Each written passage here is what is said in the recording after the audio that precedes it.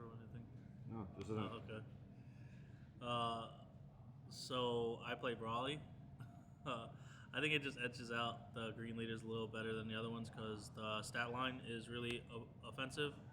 A lot of decks start with the 20k stat line, and the aggro decks attack at a 20k rate. So offensive combo is probably like one of the worst things you can do in the game, and they have to do that to pressure this leader. And it kind of is just like instead of them attacking for the -1, they have to attack for an even on card advantage, which is better on your end than not. Also, the cards for this deck are so streamlined in its game plan because when you awaken, you ramp as well. That it makes it makes the green game plan a little easier in this deck than other decks. Defensively, it's a little harder because you don't have as many cards as Gohan or androids, but I think it's still very strong that way. So that's why I play it probably. Um, I start with 4 Son Gokus. I'm not really displaying cards that don't need to be explained, but you just kind of want to filter your deck. It helps the early game. Searches most of your can let you draw into your bigger drops later in the game. Same thing with this. It it lets you search your setup pieces because essentially the deck is like a flow chart, and it helps you search the beginning pieces to start the flow chart.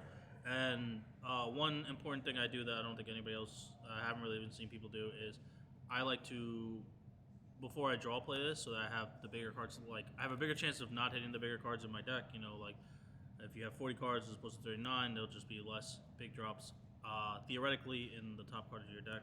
So do that, and then you can hit the early game pieces. Next, I play for Trunks Future. This is just for aggressive matchups. You can really combat the board. It lets you attack into other 20Ks, and you know sometimes people just give it up because it's hard to combo early game because you only have like 5 cards in your hand, and most of them are setup pieces that you need to hold. The yellow decks have Ginyu and Raccoon, so when you attack into their Frieza, sometimes they can't afford to pitch a card because they need the cards for the combo, and then it combats other early game threats, like sometimes people summon 20Ks or 15Ks to attack, and this just clears them as well with your leader in case they go a little too aggressive. It's a 10K combo, which is probably the most important part.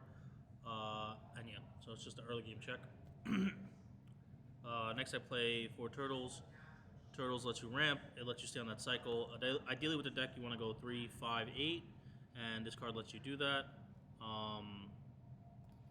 It's critical. It's a big body. Most people cannot attack into it, let alone combo into it.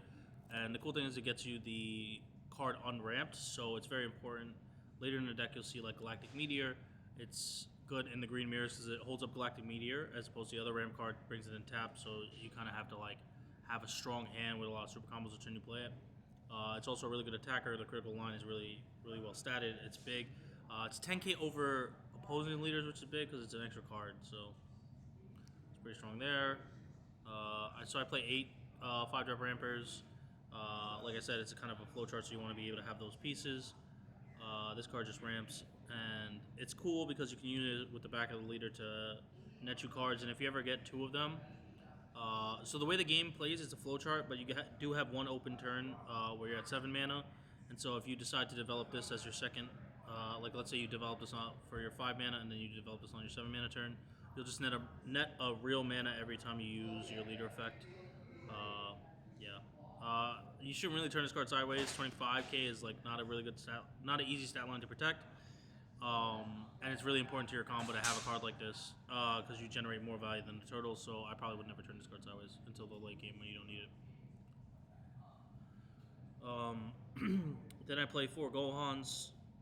These cards they're mainly there for yellow.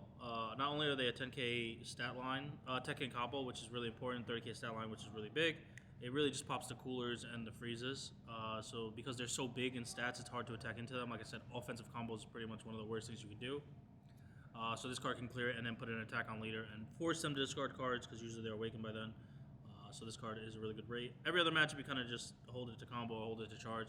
It's 5k, it's relevant because the turtles has to charge a 3 or higher.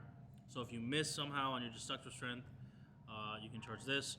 Also, I don't play Vegeta, but I would play the 4 mana ramp Vegeta. And it's another card that you can pitch in the middle of the game to combo and then bring back because it's 3 or more. So It also can be searched by the Gohan, which is pretty relevant. I play 2 androids, so the point of the deck is like bomb late game, and this just is a really good late game card that can close out the game. Also, there's no real removal in the beginning of the game, so like flooded boards are a big problem. This card deals with flooded boards because it can kill 2 guys. It's really good against Frieza because it technically does the same thing as Big Broly a turn before, because you'll kill 2 guys and then attack into a third sometimes, barring their 4 drops. And it's a 40k stat line, so it just clears the 2 guys anyway. Zero combo is pretty mad, but it's still pretty strong to end out games. Also on the mirror, it can test every card that's not Brawly, so it's pretty big. Next, I play 4 Brawlies. This big boss monster deck. It does so much. It's one of the best cards in the game, to be honest. It's just so strong. This is what makes green so strong. It kind of divulges into like who has more of these, or who can survive the turn that their opponent plays it. Like even if you have 2 of these or 3 of these in hand and your opponent plays one, you still have to survive the turn because it's so big and it gets 2 attacks. So usually sets up game or is game by itself. Next I play 4 game life Gohans. I can honestly go down to 3 because it's not really impressive when it's got 5k combo. But on that creative turn, that 7-mana turn, gaining a life after you've already awakened is super important because it pretty much takes away any shot that your opponent has for game. There's a lot of double strikers from the aggro decks, and like Brawly is like 2 damage as well. So having the additional padding of another life is super strong. And the reason I play 4 is because I play the next card you'll see is a combo with it. But I don't know if I continue playing the other card going in the future, so I'll probably cut down to 3. But it is still super strong. So it's also a threat with 35. It can contest other people's like blue and red's SR at that same stat line. So it's that. I play 4 Android 16s. These work with they get back the Gohan for an additional life. So essentially, this is kind of like 2 life swing because it blocks an attack, which is an attack you don't have to discard cards for, or you wouldn't take, and then you gain a life from here. Its 10k combo is relevant. 6 mana is cool. I never really play this. That's why I was thinking about cutting it for the 4-drop Ram Vegeta. But it was a card. I was just trying. It's still a strong card. It does combine with the Gohan really well. So on that free turn, like I was talking about, even if they have to pop it with Brawly, it still gets back an attacker that gains a life that helps you defend the Brawly swing. So it's still pretty fun. You can't play this card versus red because it's easily minusable. So in that matchup, you just hold their combo. But every other deck can't really deal with it too well. 4 supers. Every deck needs to play 4 supers. 4 destructive strengths. This is what makes the deck the flow chart. You need to get this on 3. The games you have this look great. The games you don't look abysmal. And there's really no way to search except like you can check for it with the 3 Gohan. That's why I play so many 1-drops, so you can kind of filter your deck to get to the early game. Yeah, and then this just sets up the rest of your deck to flow. So you gotta find this card. And then the last card is 4 Gigantic Meteor. This card is so strong between Turtles giving you the extra mana, and then on the creativity turn, like that 7-mana turn, you can hold a mana and play like androids, or even on that 8-mana turn, if your opponent's at 2 life, you can hold up a couple of these and combo them to androids. In the mirror, people play big cards like the androids, the SCR, and the Brawly.